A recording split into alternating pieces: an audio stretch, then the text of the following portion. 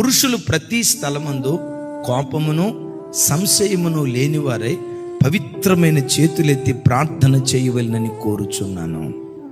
పురుషుడు ఏ స్థలంలో ప్రార్థన చేయటానికైనా సిగ్గుపడని వాడిగా ఉండాలి.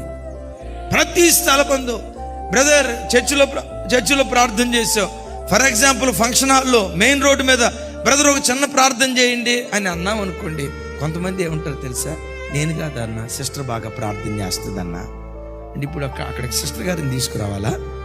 ఏ ఇంటిలో పురుషుడు ప్రార్థనా పరుడుగా ఉంటాడో మీరు వినండి, ఆ ఇల్లు కట్టబడే విధానమే ప్రత్యేకంగా ఉంటుంది. అట్లాగని స్త్రీకి ప్రార్థన అవసరం లేదని కాదు. సహజంగా స్వభావ సిద్ధంగా 90% స్త్రీలకు ప్రార్థన మనసు తెలియకుండా గుండెల్లో దేవుడంటే ఒక పిచ్చి ప్రేమ ఉంటుంది. ఆ ప్రేమ లేని యెజబేలు కొంతమంది ఉంటారు, అది వేరే సంగతి. ఒక స్త్రీ భక్తి పరురాలిగా బ్రతికిన దానికంటే, ప్రార్థనా పరురాలిగా బ్రతికిన దానికంటే పురుషుడు ఇంటిలో మోకరించి 2 చేతులెత్తి ప్రార్థన చేస్తూ ఉంటే అది దేవుడైన యెహోవాకు ఇంపైన నైవేద్యంగా కనపడుతుంది.